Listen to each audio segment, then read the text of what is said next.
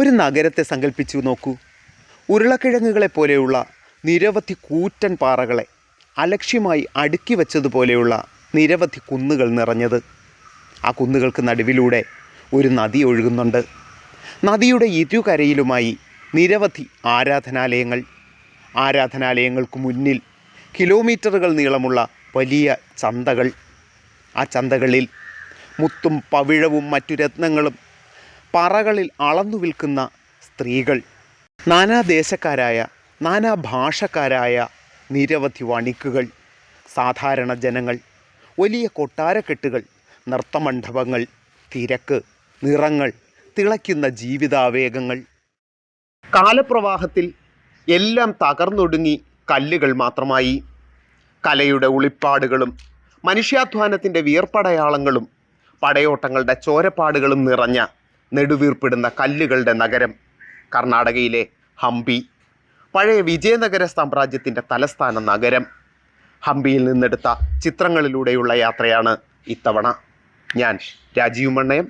പുതിയൊരു ഫോട്ടോഗ്രാഫി സീരീസിലേക്ക് എല്ലാവർക്കും സ്വാഗതം.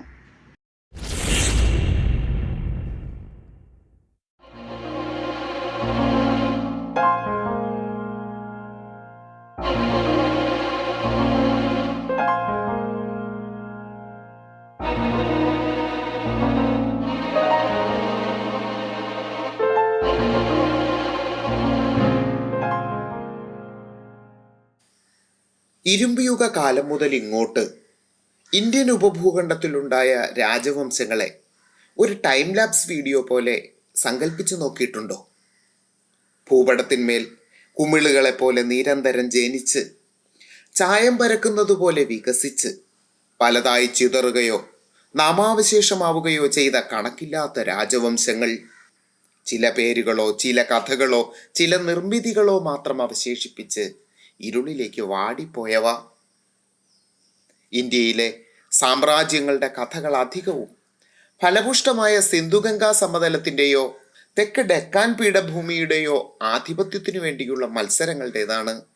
മണ്ണെന്ന വിഷകന്യക രാജാക്കന്മാരെ ആകർഷിച്ചും പ്രലോഭിപ്പിച്ചും തീയിലേക്ക് ഈയാമ്പാറ്റകളെന്ന പോലെ വലിച്ചടുപ്പിച്ചതിൻ്റെ ആഖ്യാനങ്ങളാണ് ചരിത്രമെമ്പാടും.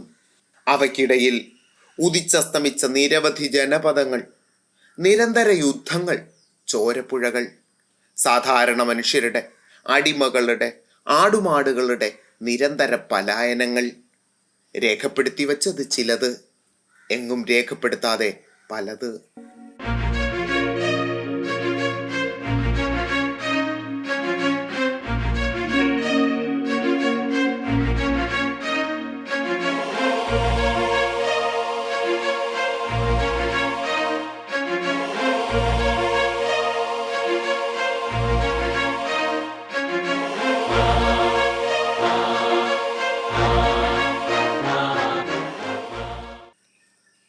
ദക്ഷിണേന്ത്യയുടെ മധ്യകാല ചരിത്രത്തിൽ തെളിച്ചമുള്ള അക്ഷരങ്ങളിൽ എഴുതിയ രാജവംശമാണ് വിജയനഗര സാമ്രാജ്യം. വിജയനഗരത്തെ നമ്മളെല്ലാം ആദ്യമായി അറിഞ്ഞത് കുട്ടിക്കാലത്താണ്. സൂത്രശാലിയായ തെനാലി രാമനെ കുറിച്ചുള്ള കഥകളിലൂടെ, കൃഷ്ണദേവരായരിലൂടെ, പിന്നീട് ചരിത്ര പുസ്തകത്തിലെ ബോറൻ വിവരണങ്ങളിൽ, അതും കഴിഞ്ഞ് PSC പരീക്ഷയ്ക്കുള്ള ഒറ്റവാക്ക് ഗുളികകളിൽ. 2016 പുറത്തിറങ്ങിയ ആനന്ദം എന്ന സിനിമയാണ് പിന്നീട് ഹംപിയെ അനുഭവിപ്പിച്ചത്. അവയിലൊന്നും ഒതുങ്ങാത്തത്ര സമൃദ്ധവും വിപുലവുമായ കഥകളുണ്ട് വിജയനഗര സാമ്രാജ്യത്തിൻ്റെ തലസ്ഥാന നഗരമായിരുന്ന ഹംപിയിലെ ഈ ശിലാവശിഷ്ടങ്ങൾക്ക് പറയാൻ. കർണാടകയിൽ ബെല്ലാരി ജില്ലയിൽ തുംഗഭദ്ര നദിയുടെ ഇരുപുറത്തുമായി 26 ചതുരശ്ര കിലോമീറ്റർ വിസ്തൃതിയിൽ വ്യാപിച്ചു കിടക്കുന്ന 1600-ലധികം ശിലാനിർമ്മിതികളുടെ അവശേഷിപ്പുകളാണ് ഇന്ന് ഹംപിയിലുള്ളത്. 1986 മുതൽ യുനെസ്കോ ലോക പൈതൃക പട്ടികയിൽ ഉൾപ്പെടുത്തി ഇതിനെ സംരക്ഷിച്ചു വരുന്നു. 56 സ്മാരകങ്ങളാണ് യുനെസ്കോ പൈതൃക പട്ടികയിൽ പെടുത്തിയിട്ടുള്ളത്. 654 എണ്ണം കർണാടക സർക്കാരും സംരക്ഷിത സ്മാരകമായി പ്രഖ്യാപിച്ചു പരിപാലിക്കുന്നുണ്ട്. 13 കിലോമീറ്റർ അകലെയുള്ള ഹോസ്പെട്ടാണ് അടുത്ത റെയിൽവേ സ്റ്റേഷൻ. ബാംഗ്ലൂരിൽ നിന്ന് 328 കിലോമീറ്റർ ദൂരമുണ്ട് ഹോസ്പെട്ടിന്. 60 കിലോമീറ്റർ അകലെയുള്ള ബെല്ലാരിയാണ് അടുത്ത വിമാനത്താവളം. സുവർണകാലത്ത് ഹംപി റോമിനേക്കാൾ മഹനീയമായിരുന്നതായി സഞ്ചാരി ഡൊമിംഗോ പയസ് വിശേഷിപ്പിച്ചിട്ടുണ്ട്. 2.5 ലക്ഷത്തിലേറെ ജനസംഖ്യയുണ്ടായിരുന്ന ഇവിടം ഏഷ്യയിലെ ഏറ്റവും വലിയ വ്യാപാര കേന്ദ്രങ്ങളിൽ ഒന്നായിരുന്നു. വലിപ്പത്തിൽ പാരീസിന്റെ 3 ഇരട്ടിയും ബീജിങ്ങിന് തൊട്ടു താഴെയുമായിരുന്നു. നദീദേവതയായ പമ്പയിൽ നിന്നാണ് ഹംപിക്ക് ആ പേര് ലഭിക്കുന്നത്. Niccolo Conti, Abdul Razzaq, Barbosa, Domingo Paes, Fernao Nuniz തുടങ്ങി സഞ്ചാരികളും വർത്തകരും നൽകുന്ന വിവരണങ്ങളും പ്രാദേശിക രേഖകളുമാണ് വിജയനഗരത്തിന്റെ ചരിത്രത്തിന്റെ പ്രധാന ഉപാദാനങ്ങൾ. പുരാണപ്രസിദ്ധമായ ബാലിസുഗ്രീവന്മാരുടെ നാടായ കിഷ്കിന്ധയാണിത്. ഹനുമാൻ ജനിച്ചതായി കരുതുന്ന അഞ്ജനാദ്രി ഹംപിയിൽ നിന്ന് നോക്കെത്താവുന്ന ദൂരത്താണ്. പഴയ വാനര സാമ്രാജ്യത്തിന്റെ ശേഷിപ്പെന്നോണം ഹംപിയിലെമ്പാടും കുരങ്ങുകളുടെ കൂട്ടങ്ങളെ കാണാം. തുഗ്ലക്ക് വംശത്തിന്റെ പ്രതാപം മങ്ങാൻ തുടങ്ങിയ കാലത്ത് ഹരിഹരനും ബുക്കനും ചേർന്നാണ് വിജയനഗര സാമ്രാജ്യം സ്ഥാപിക്കുന്നത്. ബ്രാഹ്മണി സാമ്രാജ്യം അന്തഛിദ്രങ്ങളെ കൊണ്ട് 5 സുൽത്താനറ്റുകളായി പിരിഞ്ഞതും അവരുടെ പടലപ്പിണക്കങ്ങളും വിജയനഗരത്തിന്റെ വളർച്ചയ്ക്ക് ഗുണമായി.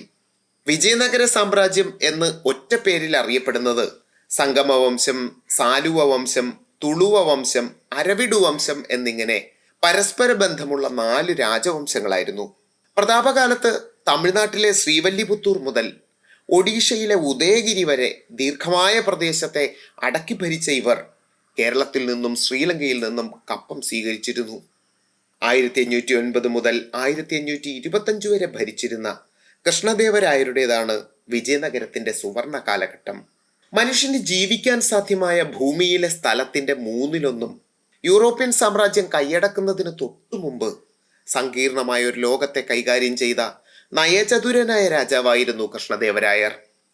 ഗോവയിലെ പോർച്ചുഗീസുകാരുമായി ആരോഗ്യകരമായ ബന്ധം പുലർത്തിയതിലൂടെ സൈനിക സഹായം ഉറപ്പാക്കാനും മധ്യേഷ്യയിൽ നിന്ന് മികച്ച കുതിരകളെ ഇറക്കുമതി ചെയ്ത് സൈനിക ശേഷിയെ പുഷ്ടിപ്പെടുത്താനും അദ്ദേഹം ശ്രദ്ധിച്ചു. വൈഷ്ണവ മതവിശ്വാസികളായിരുന്നു വിജയനഗര രാജാക്കന്മാർ. ശൈവക്ഷേത്രങ്ങളും ധാരാളമായി കാണാം. ജൈനക്ഷേത്രങ്ങളും മുസ്ലിം പള്ളികളും അവശേഷിപ്പുകളിലുണ്ട്. സ്വയം കവി കൂടിയായിരുന്ന കൃഷ്ണദേവരായരുടെ സദസ്സിലെ അഷ്ടദിഗ്ഗജങ്ങൾ എന്ന കവിസദസ് തെലുങ്ക് കവിതയെ വളരെയേറെ പോഷിപ്പിച്ചു. ഭക്തകവിയായ പുരന്ദരദാസൻ തുംഗഭദ്രയുടെ തീരത്തെ ഈ മണ്ഡപത്തിലിരുന്നാണ് വിത്തലദേവനെ കുറിച്ചുള്ള കീർത്തനങ്ങൾ എഴുതി ആലോപിച്ചിരുന്നത്. കർണാടക സംഗീതത്തിന്റെ പിറവി ഇവിടെയായിരുന്നു. പുരന്ദരദാസൻ, കനകദാസൻ, വിജയദാസൻ എന്നിവരെല്ലാം കൃഷ്ണദേവരായരുടെ സദസ്സിൽ അംഗങ്ങളായിരുന്നു. ചാലൂക്യ, ഹൊയ്സാല, ഇസ്ലാമിക്, പാണ്ഡ്യ, ചോള ശൈലികളുടെ ഊർജ്ജസ്വലമായ സംയോജനമാണ് വിജയനഗര വാസ്തുവിദ്യ. പല നിർമ്മിതികളിലും ശില്പങ്ങളിലും വസ്ത്രങ്ങളിലും തലപ്പാവുകളിലുമൊക്കെ പേർഷ്യൻ സ്വാധീനം പ്രകടമായി കാണാം. തകർക്കപ്പെടാതെ ഹംപിയിൽ ശേഷിക്കുന്ന നിർമ്മിതികളിൽ ഏറ്റവും പ്രധാനം വിരൂപാക്ഷ ക്ഷേത്രമാണ്. AD 7-ാം നൂറ്റാണ്ടിൽ രാഷ്ട്രകൂടരാണ് ക്ഷേത്രം നിർമ്മിച്ചത്. 1510 കൃഷ്ണദേവരായർ ഇത് പുതുക്കിപ്പണിതു. ക്ഷേത്രത്തിന്റെ 165 അടി ഉയരമുള്ള പ്രധാന ഗോപുരം കൊത്തുപണികളാൽ സമൃദ്ധമാണ്. തുംഗഭദ്ര നദിയിൽ നിന്നുള്ള വെള്ളം ഒരു കനാൽ വഴി അമ്പലത്തിന്റെ പാചകശാല വഴി വന്ന് വീണ്ടും നദിയിൽ ചെന്ന് ചേരുന്നുണ്ട്. പിറകിലെ ഒരു ഇരുട്ടുമുറിയുടെ കിഴക്കേ ചുവരിൽ പടിഞ്ഞാറേ ഗോപുരത്തിന്റെ രൂപം തലകീഴായി തെളിഞ്ഞു കാണാം. പ്രസിദ്ധമായ ക്യാമറ ഓബ്സ്ക്യൂറയുടെ അസൽ സാങ്കേതിക വിദ്യ. ഹംപിയുടെ ഐക്കോണിക് മാർക്കാണ് വിജയവിട്ടാല ക്ഷേത്രത്തിലെ സ്റ്റോൺ ചാരിയറ്റ്. നമ്മുടെ 50 രൂപ നോട്ടിൽ ആലേഖനം ചെയ്തിട്ടുള്ള നിർമ്മിതി. ഒറീസയിലെ കൊണാർക്ക് പിടിച്ചടക്കിയ ഓർമ്മയ്ക്ക് സൂര്യക്ഷേത്രത്തിന്റെ മാതൃകയിൽ നിർമ്മിച്ചതായാണ് കരുതപ്പെടുന്നത്. തേരിലുറപ്പിച്ച ഗരുഡസ്തംഭമായിരുന്നെങ്കിലും തേരിന്റെ രൂപമേ അവശേഷിക്കുന്നുള്ളൂ. ഈ വിജയവിറ്റാല ക്ഷേത്രത്തിലും അച്യുതരായ ക്ഷേത്രത്തിലും മ്യൂസിക്കൽ പില്ലറുകളുണ്ട്. തട്ടിയാൽ സംഗീതം പൊഴിക്കുന്നത്. വിജയവിറ്റാല ക്ഷേത്രത്തിലെ മ്യൂസിക്കൽ പില്ലറുകളാണ് പ്രസിദ്ധം. 56 മ്യൂസിക്കൽ പില്ലറുകൾ. 1523 കൃഷ്ണദേവരായർ ഒറീസയിലെ ഉദയഗിരി കീഴടക്കിയതിന്റെ ഓർമ്മയ്ക്ക് പണിത മഹാനവമി ഡബ്ബ, അതിനോടടുത്തുള്ള മനോഹരമായ പുഷ്കരണി. 1980 വരെ മണ്ണിനടിയിൽ മറഞ്ഞുകിടന്ന ഈ കുളം വെള്ളം കൊണ്ടുവരുന്ന കരിങ്കൽ പാത്തികളെ പിന്തുടർന്ന് ആർക്കിയോളജിക്കാർ കണ്ടെത്തുകയായിരുന്നു. മണ്ണിൽ പണിത് ശർക്കരയും ചുണ്ണാമ്പും കോഴിമുട്ടയും കൊണ്ട് പ്ലാസ്റ്റർ ചെയ്ത 4 വശത്തു നിന്നും ഒരേ രൂപത്തിൽ തന്നെ കാണാവുന്ന ലോട്ടസ് മഹാൽ, ഇൻഡോ ഇസ്ലാമിക് ശൈലിയിലുള്ള 24 തൂണുകളും 8 മകുടങ്ങളും അടങ്ങിയ മനോഹരമായ നിർമ്മിതിയാണ്. ഒരറയിൽ ഒരേ സമയം 2 ആനകളെ വീതം തളയ്ക്കാവുന്ന ബൃഹത്തായ ആനപ്പന്തി, കുതിരപ്പന്തികൾ, ഗ്രാനൈറ്റിൽ രാമായണ കഥ കൊത്തിവെച്ച ഹസാര രാമക്ഷേത്രം, 1534 പണിത അച്യുതരായ ക്ഷേത്രം, വെള്ളത്തിൽ സ്ഥിതി ചെയ്യുന്ന പ്രസന്ന വിരൂപാക്ഷ ക്ഷേത്രം, ഇൻഡോ ഇസ്ലാമിക് രീതിയിൽ നിർമ്മിച്ച ക്യൂൻസ് ബാത്ത്, ഇങ്ങനെ എണ്ണിയാലൊടുങ്ങാത്ത നിർമ്മിതികൾ. മികച്ച നഗരാസൂത്രണത്തിന്റെ ഉത്തമ നിദർശനമാണ് ഹംപി. പ്രധാന ക്ഷേത്രങ്ങളോടെല്ലാം ചേർന്ന് കിലോമീറ്ററുകൾ നീളമുള്ള ബസാറുകളുണ്ട്. കൃഷ്ണക്ഷേത്രത്തിനു മുന്നിലെ കൃഷ്ണ ബസാർ, വിറ്റാല ബസാർ, സൂപ്പാരി ബസാർ, അച്യുതരായ ബസാർ, അങ്ങനെ നഗരത്തിൽ ഉടനീളം വ്യാപിച്ചു കിടക്കുന്ന ജലവിതരണ സംവിധാനം, വെള്ളപ്പാത്തികൾ, കുളങ്ങൾ, മഴക്കാലത്ത് പരന്നൊഴുകുകയും വേനലിൽ നീർച്ചാലായി ചുരുളുകയും ചെയ്യുന്ന തുംഗഭദ്രയിലെ ജലത്തെ കൃഷിക്കും മറ്റാവശ്യങ്ങൾക്കുമായി വിദഗ്ധമായി വിനിയോഗിച്ചതിന്റെ അടയാളങ്ങൾ ഇവിടെ കാണാം.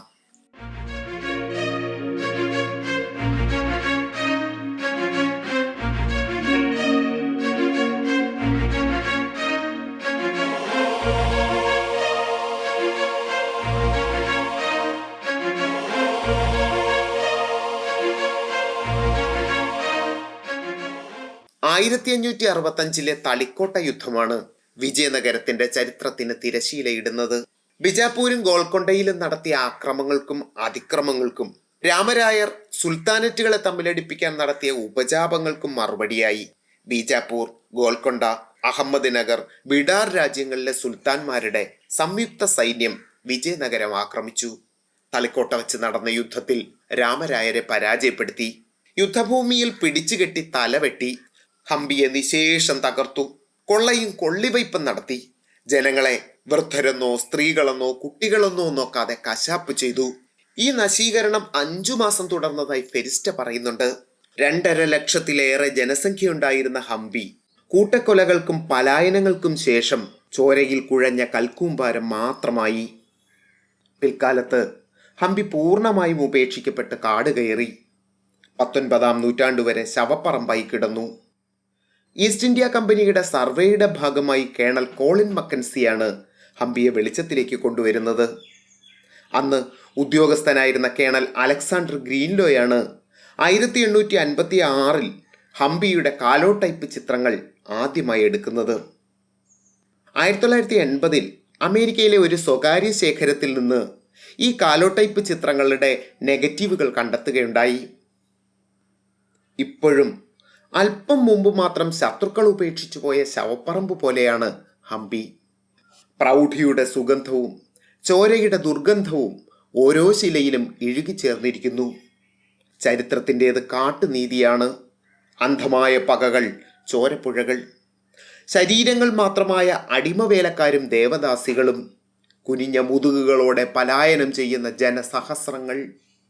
ആനന്ദ് എഴുതിയതുപോലെ അധികാരത്തിനു വേണ്ടി ആരെയും കൊല്ലാൻ മടിയില്ലാത്ത സുൽത്താൻമാരും രാജാക്കളും, മനുഷ്യരെക്കാൾ കൂടുതലായി കുതിരകളും വാളുകളും പീരങ്കികളും ഭരിക്കുന്ന ലോകം. ഒരു സഖ്യവും ഒരു തത്വവും വിലയുള്ളതല്ല. എന്നിട്ടും ആർക്കു വേണ്ടിയെന്നറിയാതെ സൈനികർ വീറോടെ പൊരുതുകയും കൊല്ലുകയും ചാവുകയും ചെയ്തു.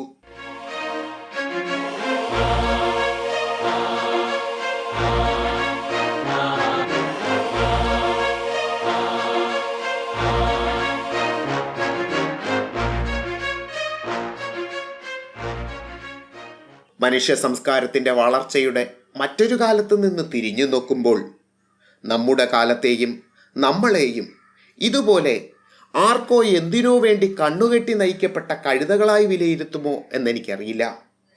ഹംപിയെക്കുറിച്ച് കവി M.R. രേണുകുമാർ എഴുതിയ വാക്കുകളിൽ ഇത് അവസാനിപ്പിക്കാം.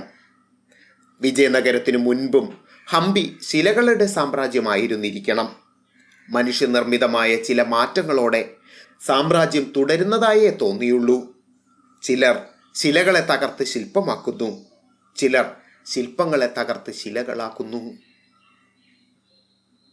സ്നേഹത്തോടെ രാജീവ് മണ്ണയം.